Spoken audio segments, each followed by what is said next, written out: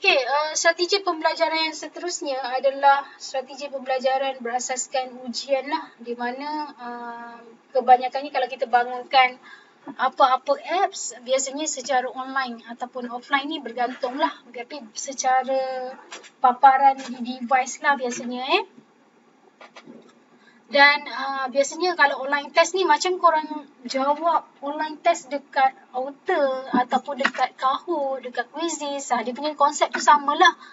Dan biasanya dia tak perlukan kertas dan pensel lah, terus kita ada device dan kena ada connection dengan internet. Kalau ianya memerlukan connection lah, kalau ianya secara offline, once kita dah install apps tersebut tanpa ada internet pun kita boleh guna apps tersebut lah, depend Dan ianya ditawarkan dalam tempoh masa yang tertentu untuk ambil ujian ataupun online test tertentu lah.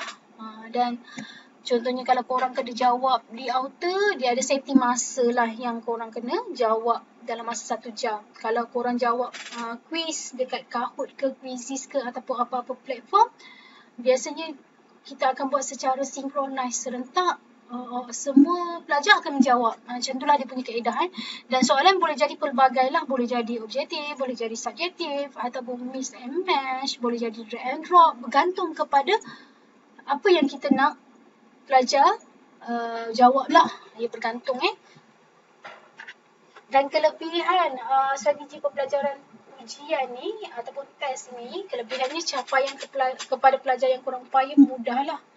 Contohnya pelajar tu dia kurang dari segi maybe fizikal dia, kecacatan fizikal, jadi dia tidak memerlukan tangan ataupun dia tidak memerlukan apa-apa deria yang berkaitan untuk jawab secara manual, tradisional. Jadi kita sediakan alternatif lah kepada pelajar yang kurang upaya dan ianya menjimatkan penggunaan kertas, mesra alam lah. Maksudnya dia tak perlu nak print dan sebagainya.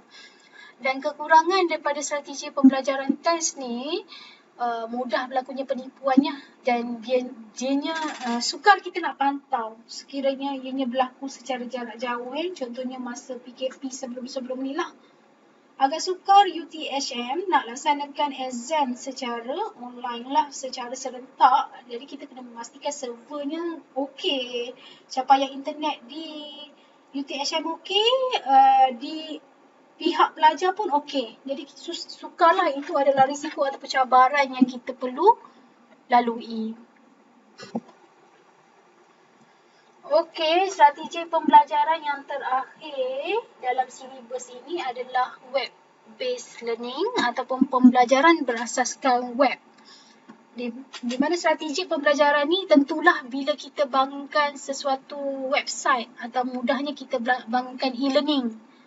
E-learning yang paling mudah yang korang boleh tengok contoh adalah Outer lah. Platform Outer yang korang selalu guna selain daripada Outer, sebab Outer ni adalah Learning Management System, sistem pengurusan pembelajaran yang dibangunkan oleh Pusat Teknologi Maklumat UTHM. Jadi dia hanya digunakan untuk pelajar UTHM saja. Selain daripada Outer, kita ada juga banyak platform yang open source. Contohnya seperti MOOC, kita ada Blackboard, kita ada Edmodo, kita ada Social Classroom dan sebagainya. Kita ada banyak platform yang menyediakan web-based learning. Jadi kita tengoklah kesesuaian Dan untuk PSM pun, korang sebenarnya boleh je bangunkan web-based learning Maksudnya website berasaskan pembelajaran lah, LMS. Di mana web-based learning ini adalah tentulah menggunakan internet lah.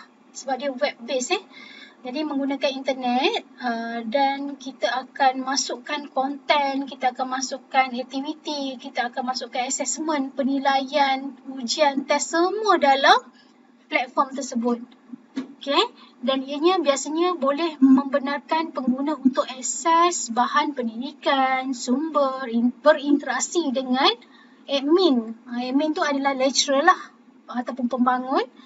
Dan berinteraksi juga dengan pelajar-pelajar lain menggunakan web-based learning tersebut lah. Dan pembelajaran berasaskan web ni dia mengambil pelbagai bentuk, termasuklah kursus dalam talian, kuliah maya, tawaran multimedia, persekitaran pembelajaran secara kolaboratif, dan ianya memberi fleksibiliti kepada pengguna. Maksudnya pelajar dia boleh akses web-based learning tersebut tak kisah bila-bila masa, kat mana mereka berada, asalkan ada capaian internet, mereka boleh akses kandungan yang ada dalam tu. Okey, mengikut kehendak sendirilah. Kalau kita ada contohnya author tu, biasanya kita akan setting lah waktu kelas, bila kena hantar, bila kena submit assignment dan sebagainya. Okey, kelebihan web-based learning, biasanya pelajar dia tidak hanya bergantung kepada pembelajaran secara tradisional dalam kelas semata-mata. Dia boleh akses melalui web-based learning lah, konten yang ada. Dan pelajar ni dia boleh berinteraksi ataupun berkomunikasi dengan rakan-rakan mereka dan juga dengan lecturer. Ataupun berkongsi pandangan dengan sekolah lain. Kalau kita ada website tu, kita open kepada semualah.